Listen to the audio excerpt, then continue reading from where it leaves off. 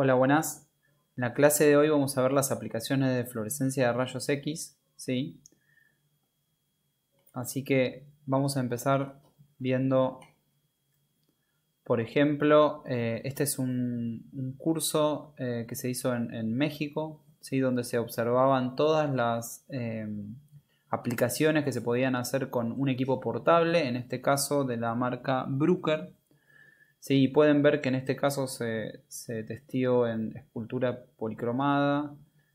Fíjense que se puede o bien utilizar con la mano o una forma que a mi criterio es más segura es usando un trípode, ¿sí? Y enfocándolo por la misma reproducibilidad del enfoque que puede darnos eh, a la mano alzada o en apoyo por sobre un trípode, ¿sí? Entonces nosotros de esta forma nos aseguramos un foco constante. Imagínense que los espectros se adquieren en más o menos 40-60 segundos, por lo que tener la mano alzada es bastante tedioso.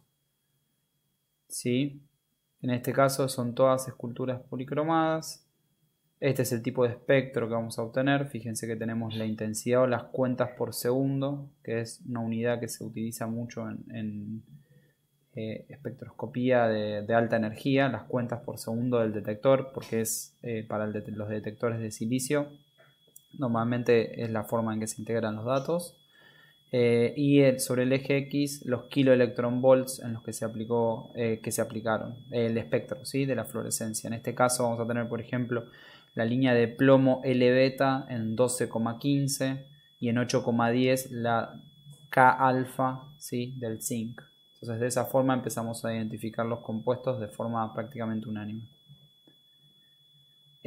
Fíjense que se puede utilizar con gente alrededor, ¿sí? Nosotros tenemos que mantener más o menos 1 o 2 metros en el caso del equipamiento que tenemos nosotros en el instituto. Pero hay otros equipos que directamente se puede estar muchísimo más cerca y no tiene ningún tipo de problema de seguridad.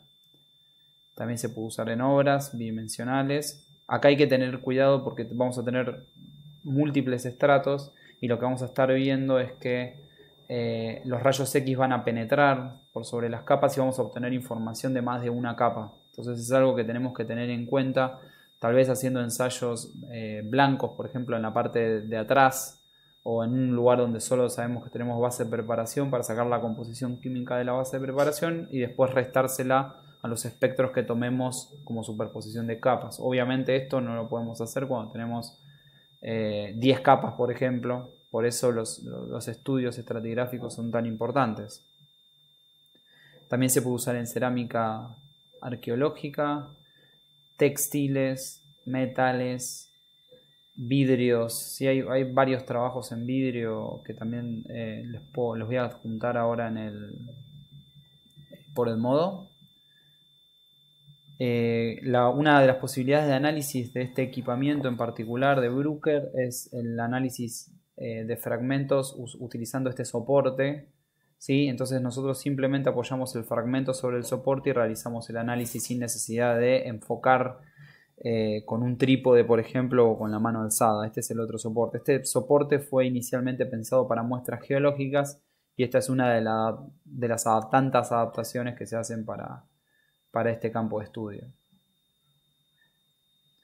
El segundo trabajo que les quiero comentar es un trabajo publicado por el CNR de Chile, que consta justamente de la clasificación de las aleaciones de monedas coloniales, ¿sí? En dos etapas distintas. El equipo que se utilizó en este caso fue una fuente de excitación. Este ejemplo me gustaba porque tiene justamente una fuente de excitación radioisotópica, ¿sí? Entonces lo que hacemos acá es tenemos una cajita aislada con una ventana muy pequeña que contiene cadmio 109 adentro, ¿sí? Entonces por esa rendijita que tiene esta caja de plomo normalmente es por donde pasan los rayos X que origina la degradación, originada por la degradación isotópica, ¿no? La radiación que emite un compuesto radioactivo.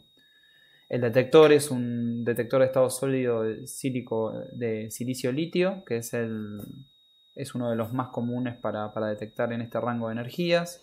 Esta es la electrónica asociada, amplificador, conversor analógico digital, y etcétera, etcétera, para generar todo el canal de digitalización y procesamiento de datos por una computadora. El software que se utilizó se llama Axil y bueno, se utiliza una fuente radioisotópica, es más o menos redundante al primer, la primera oración, perdón. Esta es más o menos la forma de medida. Acá tenemos la ventana de rayos X y acá arriba se pone el objeto al que yo quiero medir. Los objetos en este caso fueron etapa de independencia, todas las monedas de la etapa de la independencia y todas las monedas de la etapa republicana. Y los datos que se obtuvieron acá están simplificados y resumidos en una tabla. Estas son las muestras, ¿sí? Y se puede ver, están separadas en la etapa de independencia y república, por acá está la línea. Y se puede observar que, por ejemplo, vamos a mirar los elementos principales, pero se puede ver, por ejemplo, que cobre en algunas aleaciones no existe. Pueden ser porque sean de oro o porque sean de plata, ¿sí? Mientras que en la etapa más moderna, donde el bronce se empezó a usar y vemos que es cobre y estaño, vemos que empieza a jugar un papel mucho más importante, salvo en estas dos ocasiones. Vemos que las que tienen muchísima cantidad de plata no tienen cobre, por ejemplo. Y bueno, las que tienen cobre deberían coincidir con las que tienen grandes concentraciones de estaño, que andan por acá. Estaño y estaño al 10% y al 50%, ¿sí? Después tenemos monedas de plomo, ¿sí? Algunas de oro.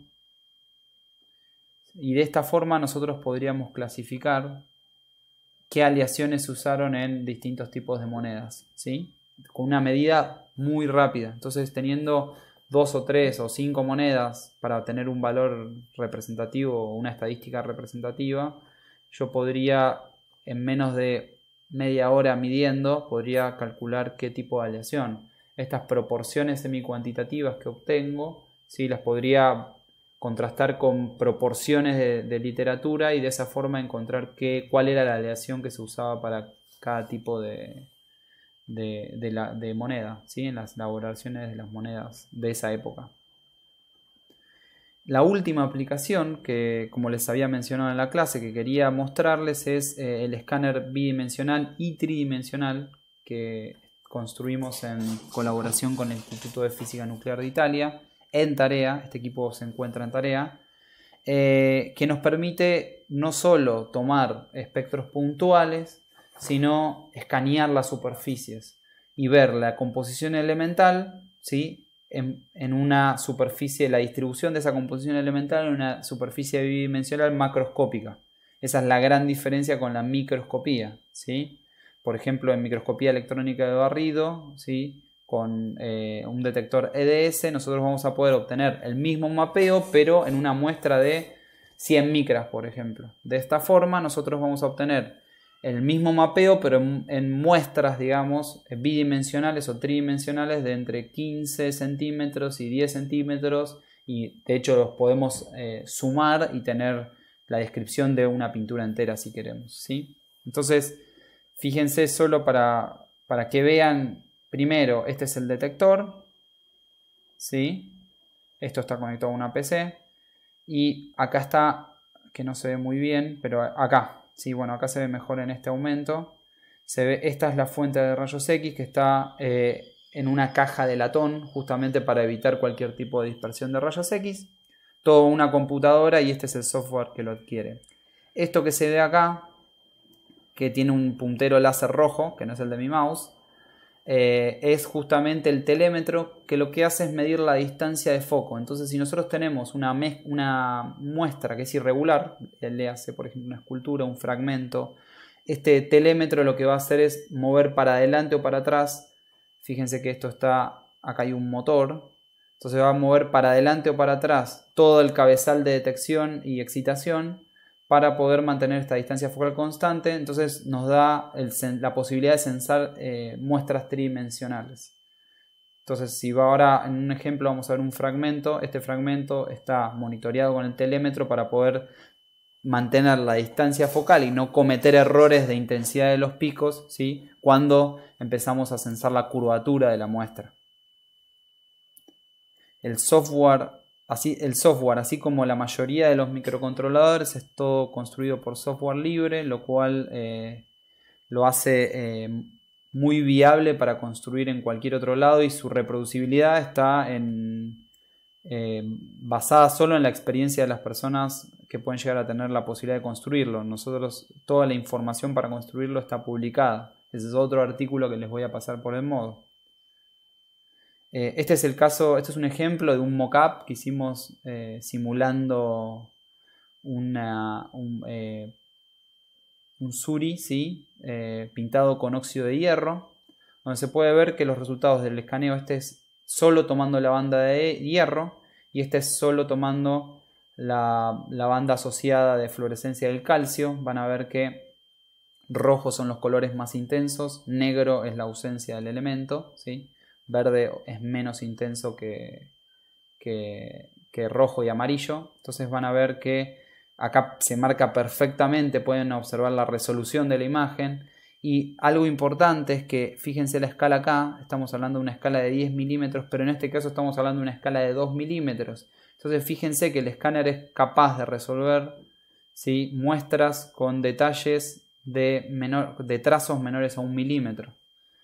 Ahí está la importancia de la resolución. Esto es experimentalmente, hay muchas variables que tenemos que ir regulando para poder mejorar la resolución de los mapeos.